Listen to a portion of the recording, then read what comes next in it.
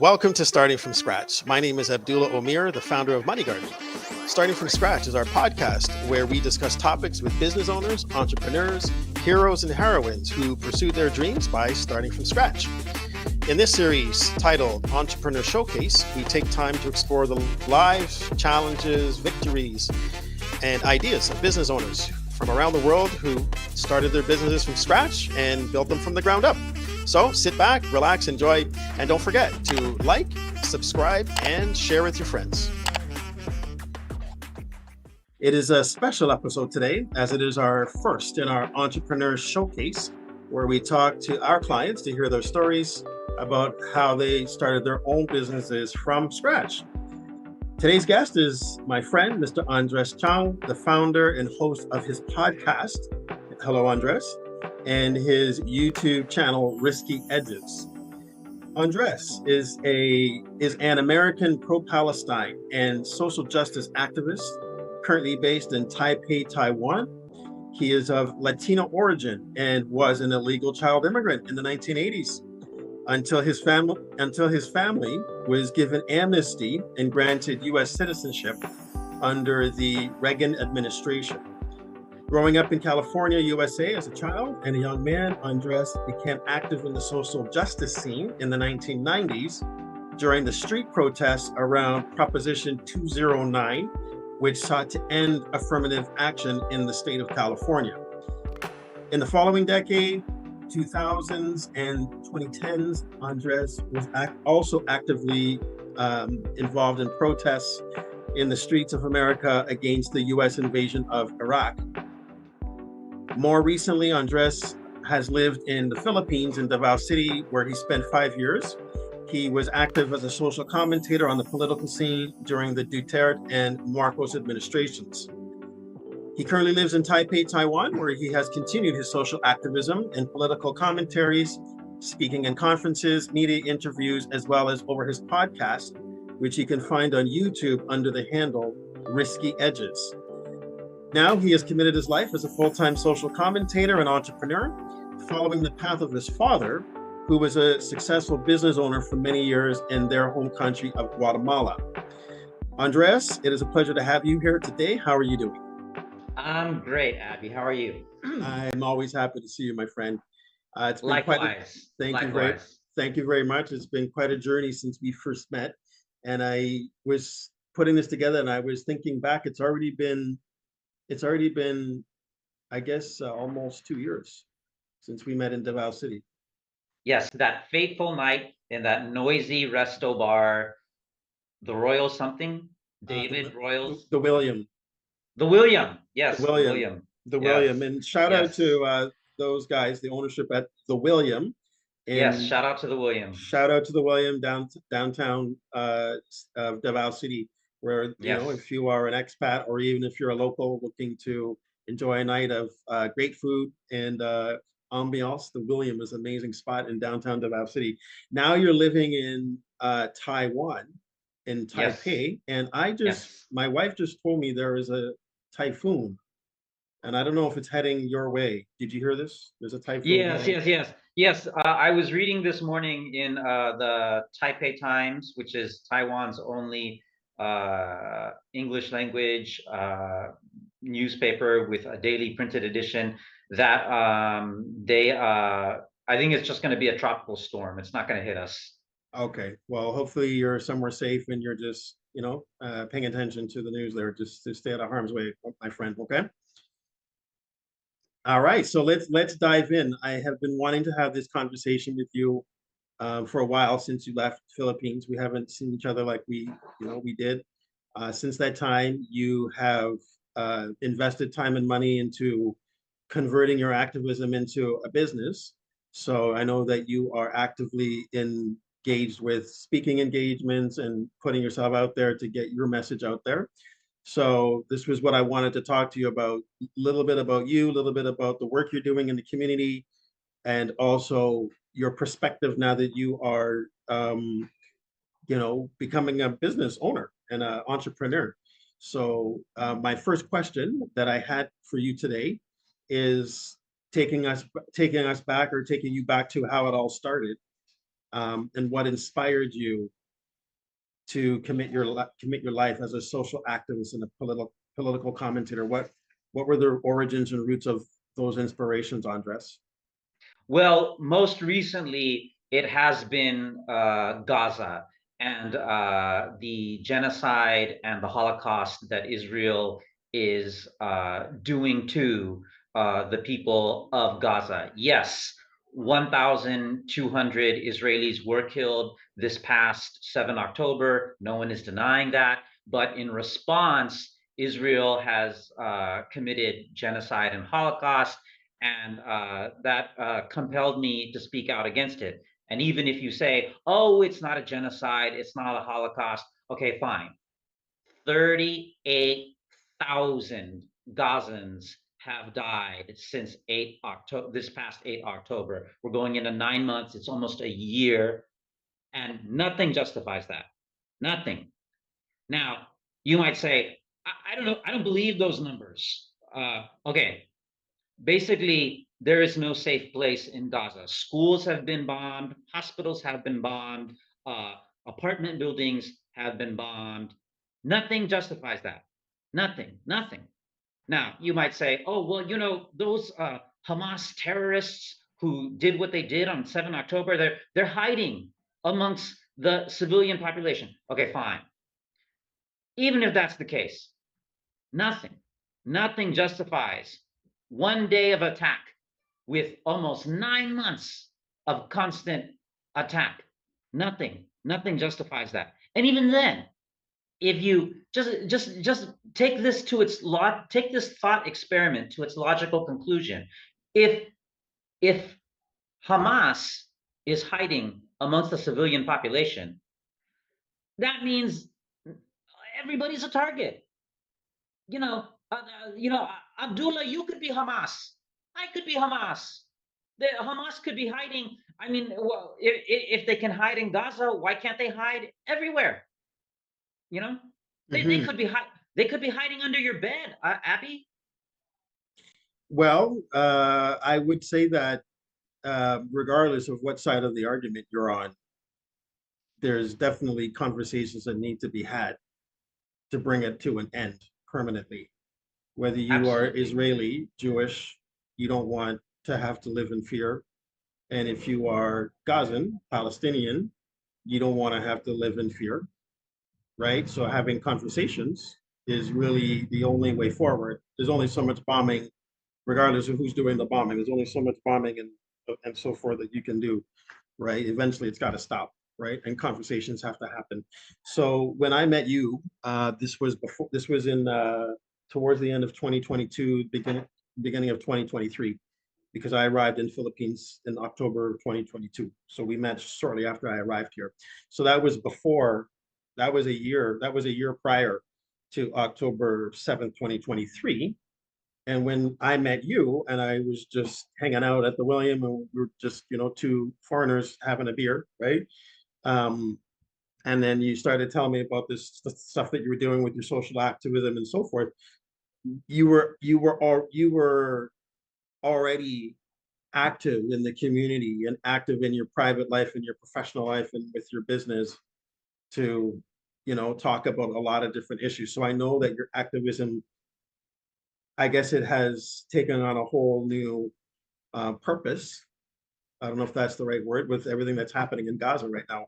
But prior to that, you were active. So if you turn the clock back, what were the origins of that? Did it start like when did that all start for you? Was it when you were when you were a kid? I know you said that when you were a child, you went through those experiences of being an illegal immigrant, right? So did your parents influence you? Was it society that influenced you? Did something happen during childhood? Like, can you tell us more about how you came to be this person that is so passionate about activism in the community? Sure, sure. There's a little bit of I think noise distortion and visual distortion on your end, just to let you know.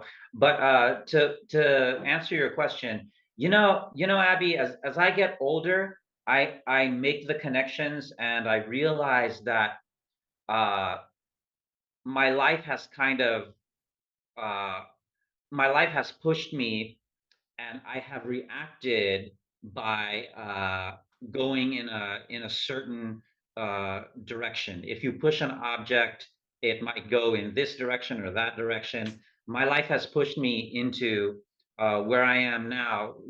First of all, when I was a little boy, my parents they sent me when I was 3 years old. They sent me to a private preschool. Now, this is America, the richest country in the world. Why isn't preschool free and universal like public school? Okay. And also, we were in California, the richest state in the richest country in the world. And we were in the San Francisco Bay Area, not in San Francisco itself, but in the San Francisco Bay Area, which is a large area. And that's one of the richest areas in California. So I'm in the richest area, one of the richest areas of the richest state, of the richest country in the world. And my parents had to pay for me to go to preschool. Okay. And then and I don't know how it is in other countries, but in America, it's preschool, or at least for me, it varies also from state to state and school district to school district, public school district to public school district. I went to a private preschool, then I went to the public elementary school, that's kindergarten through sixth grade. Then I went to junior high, which is 2 years, and then high school, 4 years, then on to university. Well, in my last year of junior high, believe it or not, again, in the richest state, in the richest country in the world, just for the sake of time, I'll just keep saying the richest country in the world. Mhm. Um, our school district went bankrupt. School was going to close early, like 2 months early in May instead of, excuse me, in April instead of June.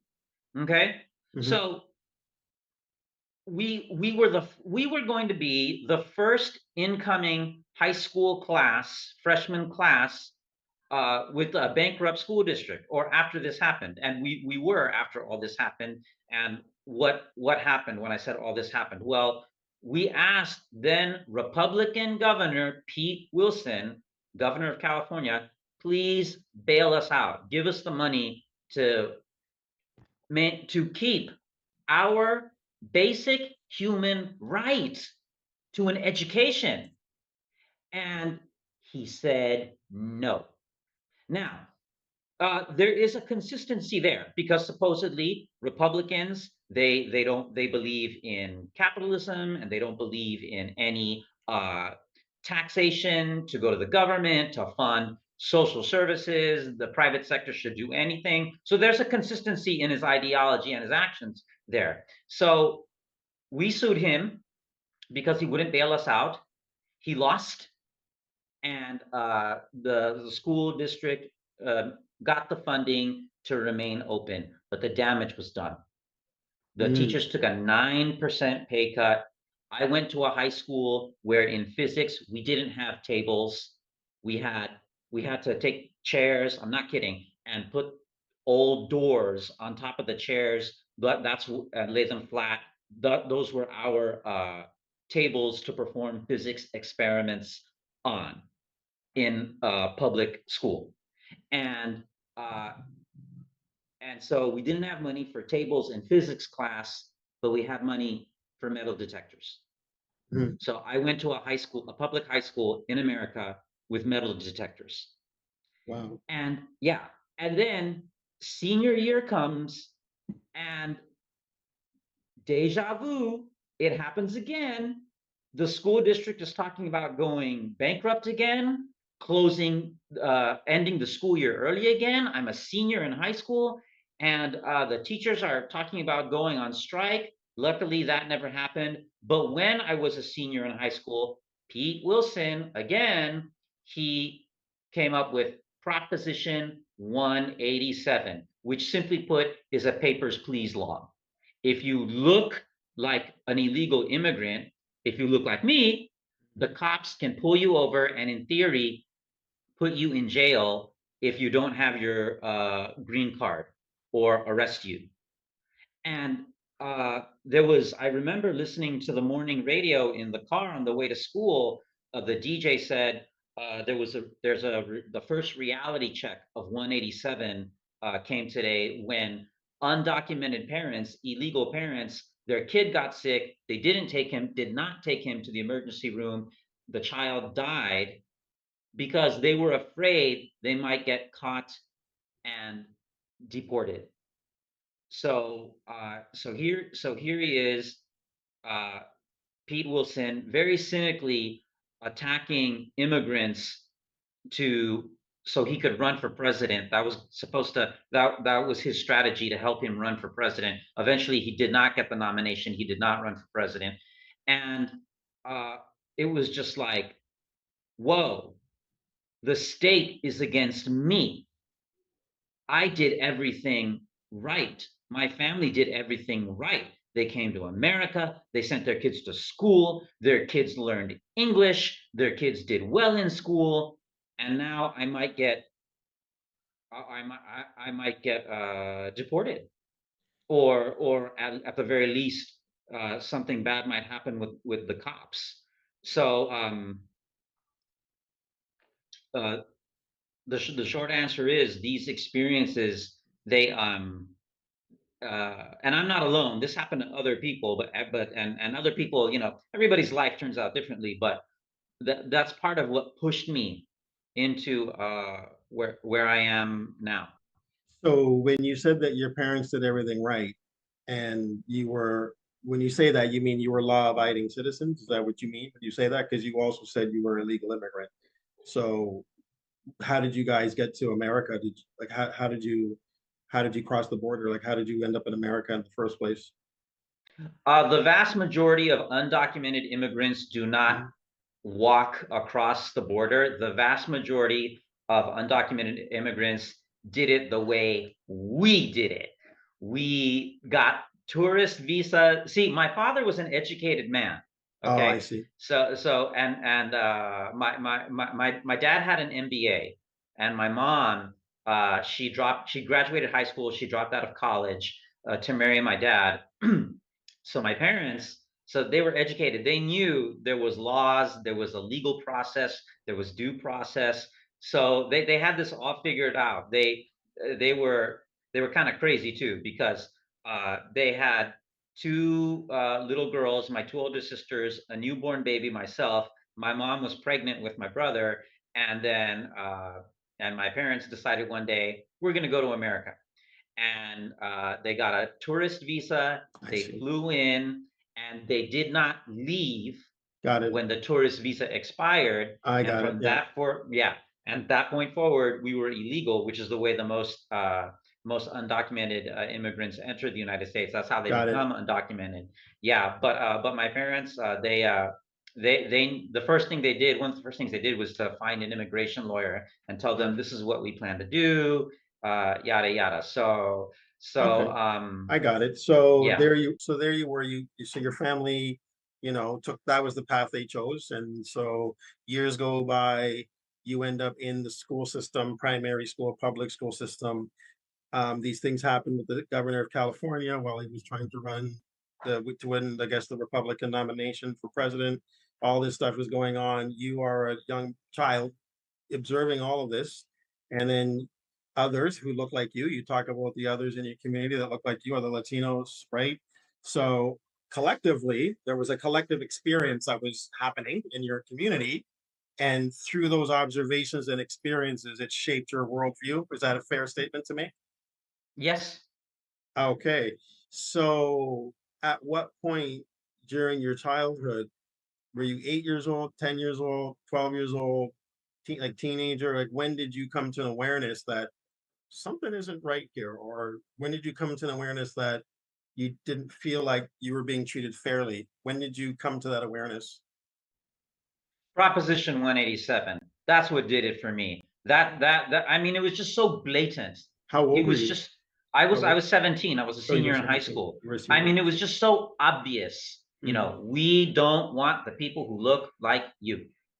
I mean, that was just so obvious. And some of my white friends who were born and raised in the United States, for them, I had to explain. See, they would say, Andres, this is just an immigration law. How is this racist? And I had to explain, because what does that mean if you look illegal, or if you are suspected of illegal? That means you look like me. No one's gonna pull you over and say, you, no offense, Abby, you look Canadian. Can I see your green card? I can relate. I've been pulled over. I have been racially profiled. I have gone through that experience growing up and as an adult in Canada. So I have experienced it. So I understand exactly what you mean. And I guess what you're trying to say is that when it becomes legislated, it takes on a whole, it goes, that's taking it to a whole other level. It gives it a whole new meaning for you as an individual, your family, and your community. So when that was happening, you were around 17 years old. Were you active? Like, how did you react to it? Were you, protesting at the school? Were you involved in the community? Or were you just an angry teenager that was, going around angry and on the defensive? I was an angry teenager going around on the offensive. And then when I get into university the next year, Uh, Pete Wilson strikes again very cynically. First, he attacks immigrants, and then he's attacking people of color and women, because with Proposition 209, a different one, he wants to end affirmative action in California. And at the time, white women benefited from affirmative action more than anyone else, more than black people, more than brown people. And so then that's when that was my first protest where I got arrested, because it was just so cynical. I mean, Pete Wilson, he's just sound familiar? He's attacking people, and that's how he is become. It didn't work for Pete Wilson, but it worked for Crazy Hair.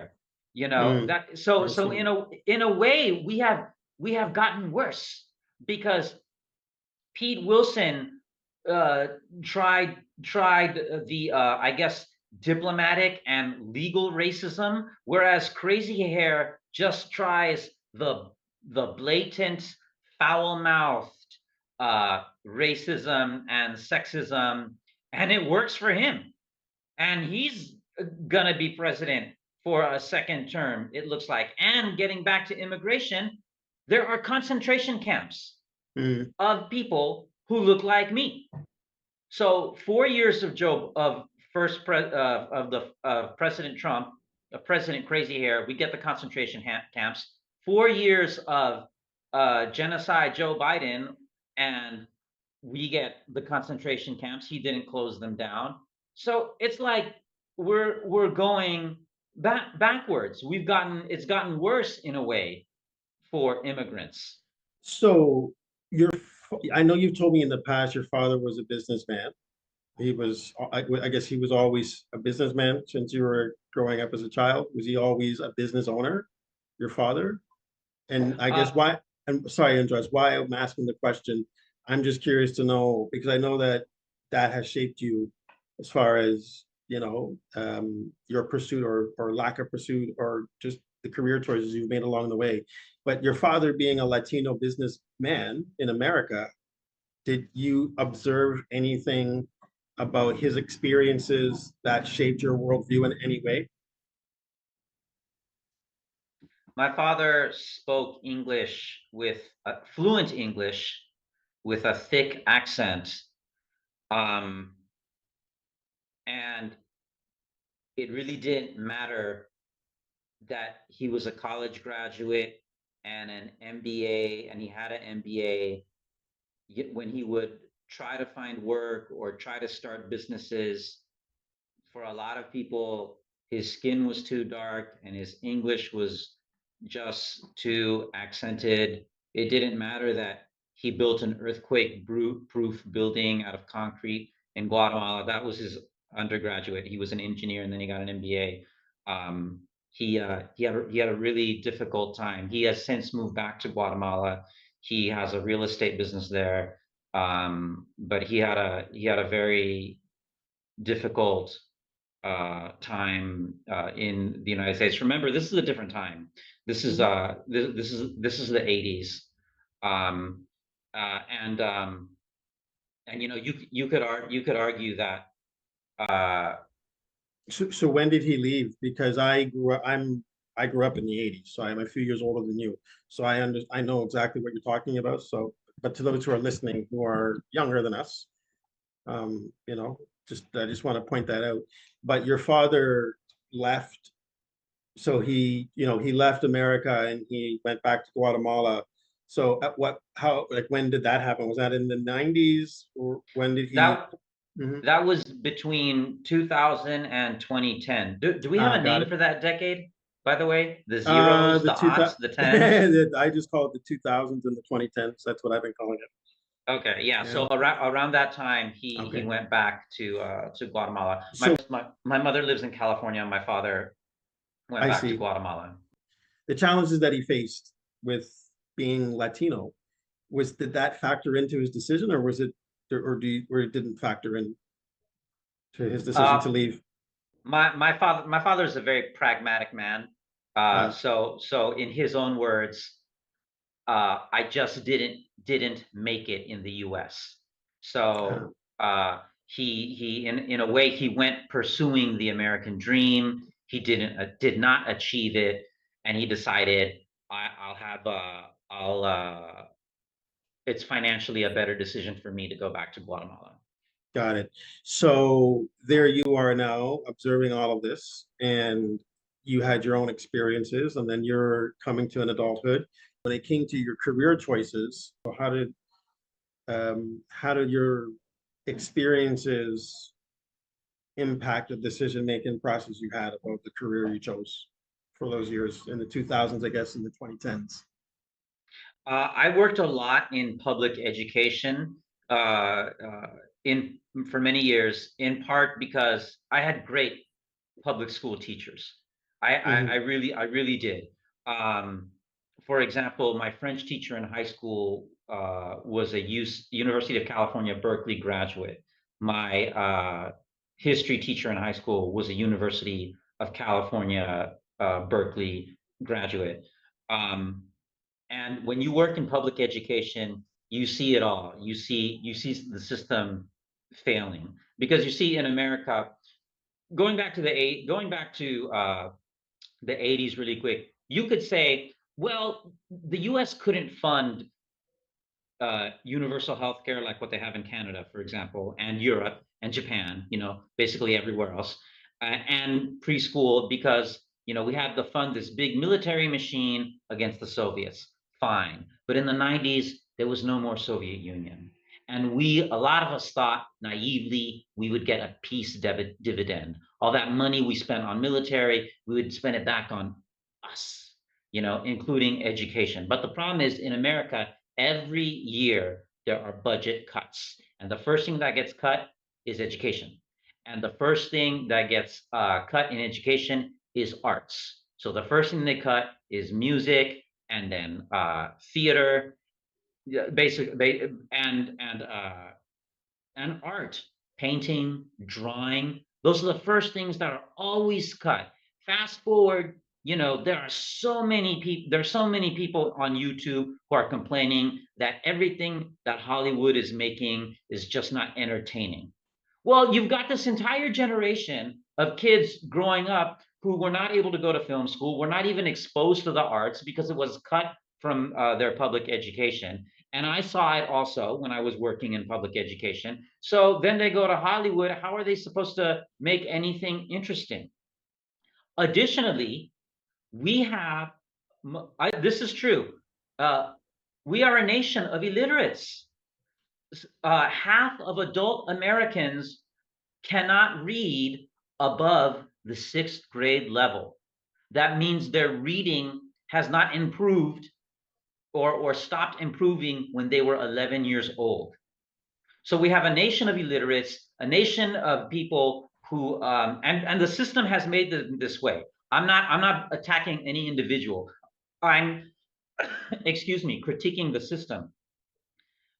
We have a nation of illiterates, of a nation of people who are not exposed to the arts, and now the public education situation is so bad that we have a teacher shortage in America of public school teachers. We're the richest country in the world, and we have a shortage of public school teachers. Abby, I was talking to this woman from Vietnam the other day, and I had to tell her, yeah, basically in America, if you're 18, you can own a gun. And she looked at me like I was crazy. And then I told her as the conversation continued, yeah, in Vietnam, you have a kind of universal health care or a national health insurance, just like Japan and Taiwan and Canada and a lot of countries in Europe, I think all of Europe. And I told her, we don't have that in America. She again looked at me like I was crazy.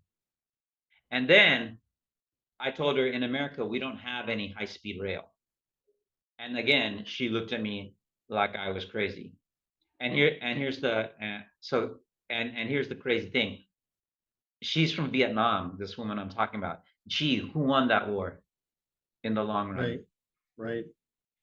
So you And are by the way, the actually leader, I think the head of state of Vietnam just passed away. Funny enough that we're talking about it.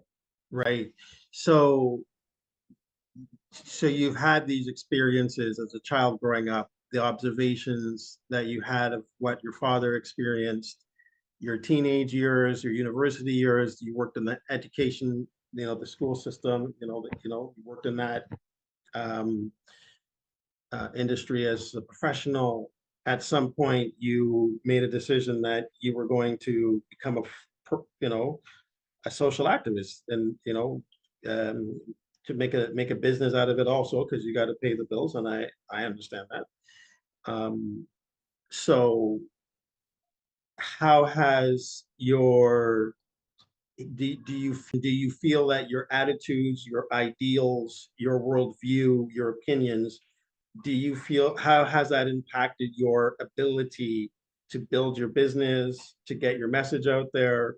Do you feel that your opinions and your attitudes and your views is a hindrance, or has it helped you? Can you tell the audience what that has been like for you now that you are an entrepreneur? Well, look, I love Taiwan, and Taipei is my favorite city in the world. And yes, Taiwan is a country. If I can just say, I like Jackson Hinkle, I like Revolutionary Blackout, but they're wrong when they say Taiwan is not a country. It is a country.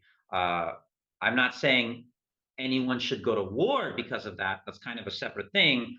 But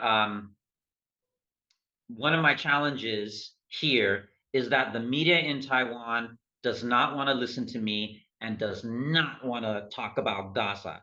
I was talking. I mentioned earlier the Taipei Times. They did a story about Palestine, and it was ridiculous. They increased the font size to fill up the page, and I'm looking at this and I'm like, I'm back in college cheating on my papers, increasing the font size so that my page, so that, oh no, it's supposed to be a 10-page paper, but I only wrote 9 pages. Okay, let me just, file, edit, settings, font size, increase the font size so I stretch it out to a 10-page paper. It was ridiculous. There was a reporter, I won't name him, but he said, Andres, would you like to make a statement? I said, I'll give you an interview because the people of Gaza, they're not a soundbite. These are real people. And he didn't get back to me. Now, to this reporter's credit, uh, he does talk to me. He does reply to me. I keep nagging him. Hey, man, let's get the interview going. Let's get the interview going. And he keeps replying, not now, not now, not now. This one YouTuber, to protect him, I will not say his name, but he basically did a travel vlog and he interviewed me about Gaza. And then he said, Andres, um, I got the video, but I can't post it because the YouTube algorithm is going to hurt my channel. So if you stick up for Gaza, the you are fighting a lot of powerful forces. You're fighting. I mean, just you've got to go to the independent sources like myself, Risky Edges. Follow me on Facebook. I'm on Facebook, and email me. I'll try to get to you. You've got to listen to uh, I print a newsletter called Free Palestine Taiwan, FPT. It's Taiwan's only English language print only weekly newsletter, and it's free.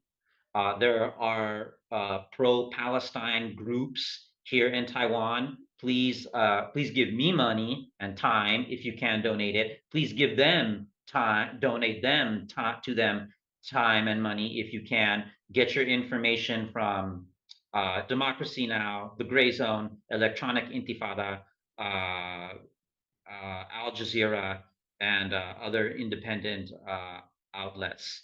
I was, and even Professor Moore Sobel at Tom Khan University. He was talking about Gaza, and I publicly challenged him to a debate. When the Q&A came around, I said, Professor, will you debate me? And we emailed, and he told me, I don't like to debate. That's what he told me in an email.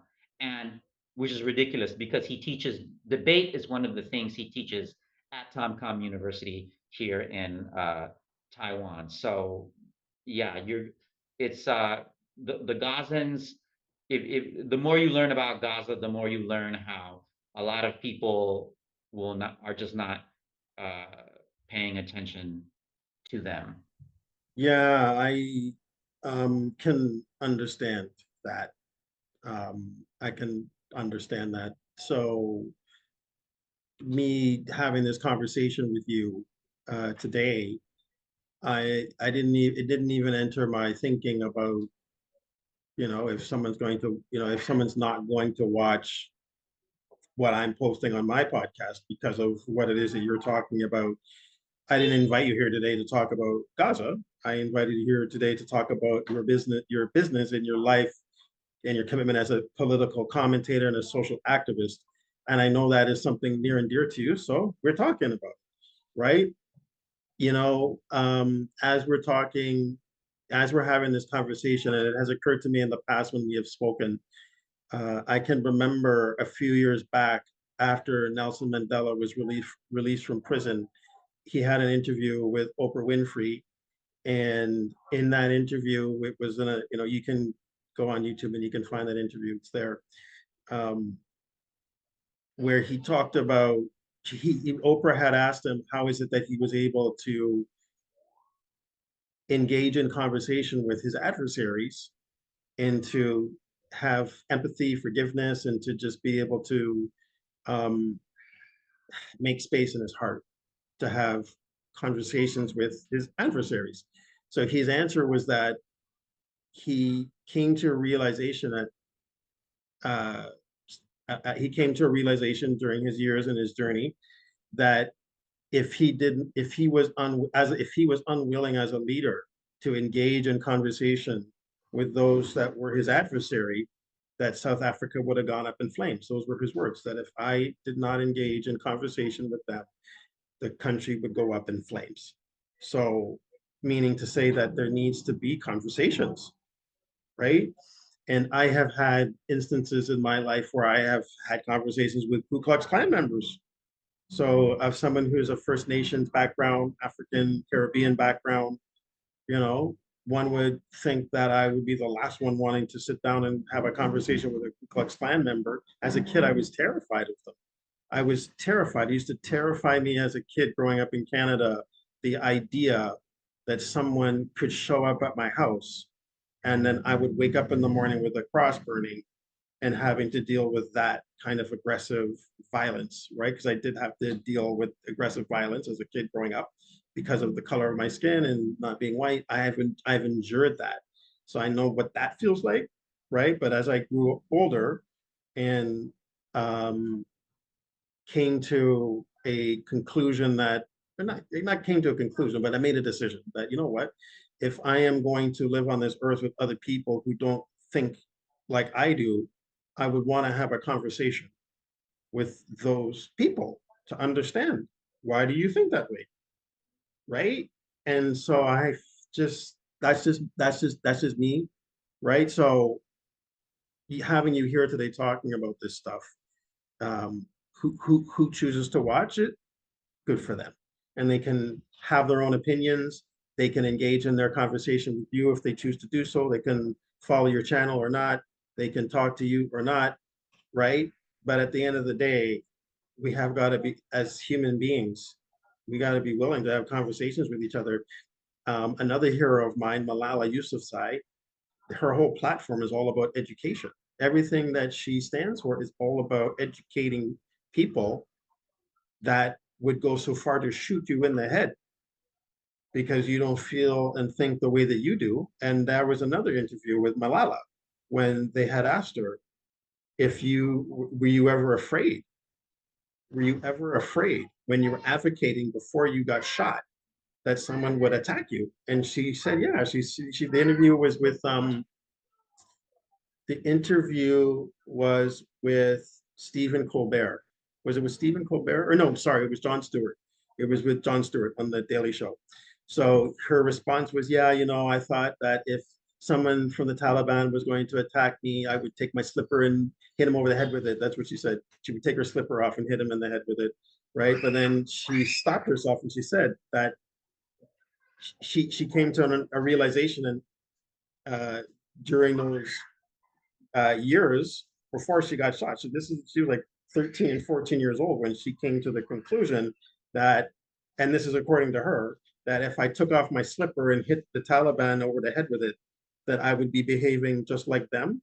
And she said, no, I wouldn't do that. I would ask them to send their kids to school, their daughters and their sons, because she went right for the whole education thing. That she would even go so Malala Yousafzai, who was shot in the head by the Taliban after she got shot, said that given the opportunity, she would offer an opportunity for those same Taliban to come to the classroom to get an education. So if it's good enough for Madiba, and if it's good enough for Malala, it's good enough for me to invite whoever you are to a conversation, right? And if it is someone who is a Taliban member, or if it is an apartheid supporter, right, going back to those days in South Africa, or if it's the Ku Klux Klan members that terrified me when I was a kid, terrorized me when I was a kid, okay, I would argue that it's better to have a conversation. So for me, uh, this is all we're doing is having a conversation, right? We're just having a conversation. There's nothing acrimonious. There is no aggression here. There is no call to arms, right? The pen is mightier than the sword. That's what education is all about. It's the pen and is mightier than the sword.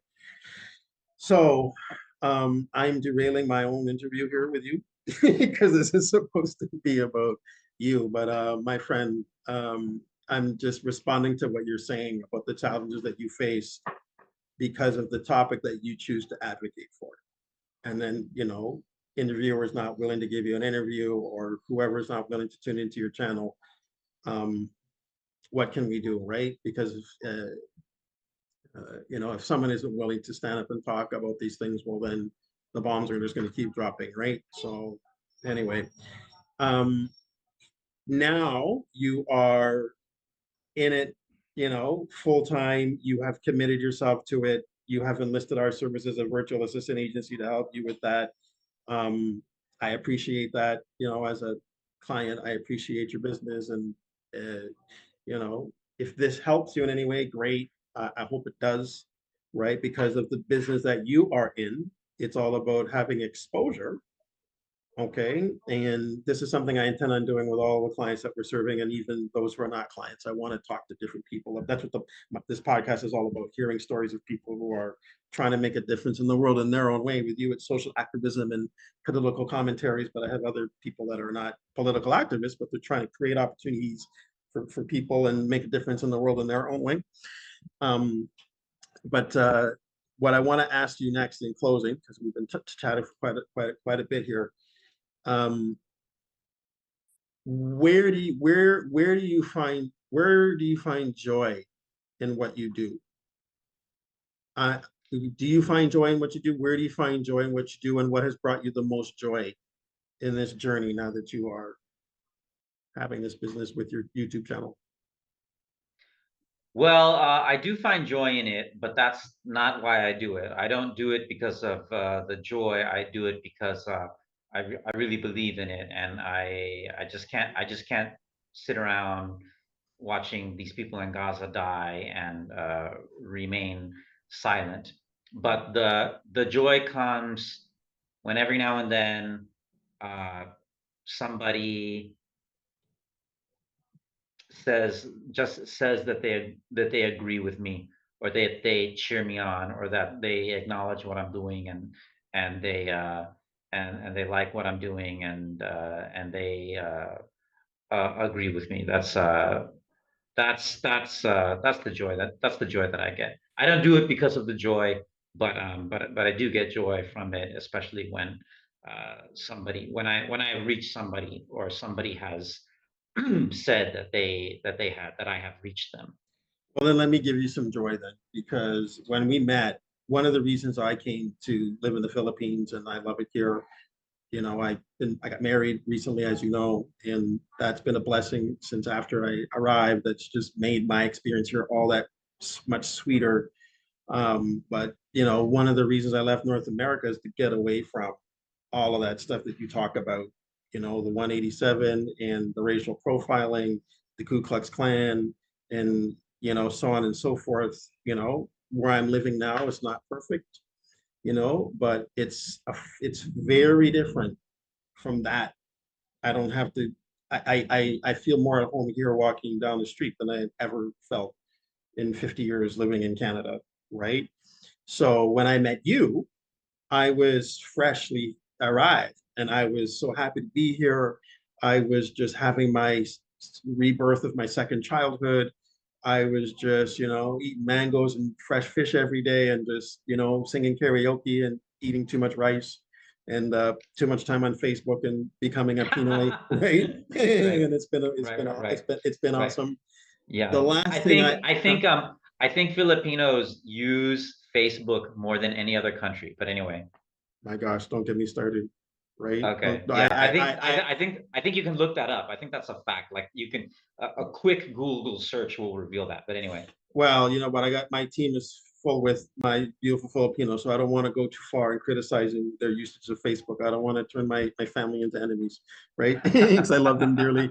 But when I met you, the last thing I wanted to hear is about all this social activism about, all of this stuff. Was like, really, like I came here to get away from that. It's like, I don't want to hear that. Like, I've been dealing with that for 50 years, and it's like it just came back. It's like, really, bro? And then it's like, you hearing you talk about all these issues, like it didn't take long for me to figure out that your heart was in the right place and your intention is just to see the world better. So I remember asking you, um, why, I was just like, why, right? The same question I'm asking now, like, why, right? Are you just making, like, why, like, what, really, bro? Like, you're here in Philippines living this nice life. Like, why even, like, really, like, why bother, right? Because I had become cynical. Having that Mhm, conversation with you made me realize how cynical I had become and how my heart mm. had become cold, and then you warmed my heart up and Oh, made thank me you, you made me realize thank that you, thank you. you're welcome, sir.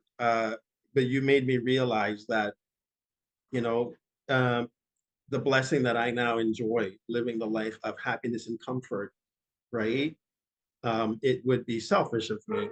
It would be selfish of me to just ride off into my future and ignore all these other people in the world that still live in that dire predicament, or even worse, while I'm just here enjoying my mangoes and fish every day, when I have the wherewithal, right, and a platform that maybe I can do something, right? And you had said something to me then, and you said it to me a few times since I've known you this last couple of years, that because you said to me, you just feel like you have to do something, right? You just have to do something, and this has turned into your something with your podcast. So if I'm the only person that has been impacted, I can tell you sincerely that I have been impacted because I'm here right now talking about this stuff with you on my podcast in my world. And it's a choice that I'm making because you have reminded me that it's the right thing to do, right? And it's not about choosing sides or who's right or who's wrong.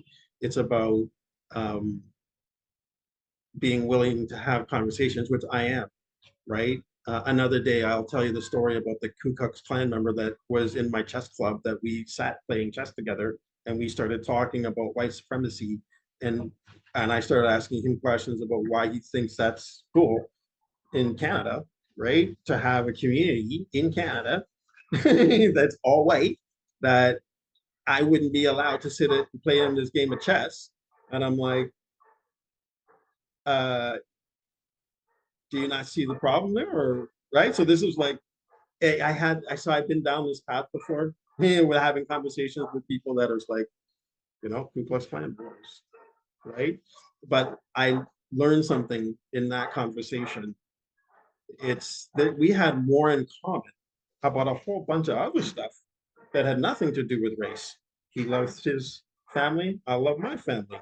He has his ideas about faith that he is passionate about, right? Now, there are certain aspects of it that's a bit twisted according to my way of thinking, but there were a lot of things that we actually had in common, right? About education and about, you know, infrastructure. There's all kinds of stuff that we talked about that were just universal concepts. Now, he wanted to whitewash it, all that I didn't agree with, but we had a lot of stuff that we actually had in common. So we like playing chess, right? So what I'm trying to say is, right, if we can try to find some common ground, right, people that we don't agree with, and it could be vehemently disagreeing, right, on stuff that affects people's lives. Well, I don't know. I just feel like it's a starting point, right? Because if they're going back to what Mandela said, if there's no conversation at all, that's even worse. That's even worse. So if it's good enough for him, if it's good enough for Malala, it's good enough for me. I'm glad that we had this talk, and I just want to ask you one last question. If there's anything else that you would want the listeners to know about you or to hear, what would that be? Just come find me every Sunday afternoon at Taipei Main Station for your free copy of Free Palestine Taiwan FPT, Taiwan's only print-only English language weekly newsletter. It's free. Follow me on Facebook. Find me on email, and please, if you can, give time and money to FPT, Risky Edges, and all of the other pro-Palestine groups here in Taiwan. Awesome. I'll be sure the editors will add that stuff into the comments, into the links, so people can find you, those who wish to do so. As for me, this is the first in many, hopefully, episodes talking to entrepreneurs, business owners, those who are pursuing their dreams by starting their businesses from scratch. So thank you, Mr. Andres Chung, for spending time with us today, and God bless you in your endeavors. And I hope to see you. I'm not sure where. Is it going to be? You got to come to Taiwan, man. You got to come to Taiwan. You got to come to Taiwan. Yeah, man. Well, I've been promising my wife a trip, and I know she's going to hear this at some point. So maybe it'll be Taiwan. All right. Yeah. All right. Thank you so much for having me, Abby. My pleasure, brother. Talk to you soon. All the best. Yeah.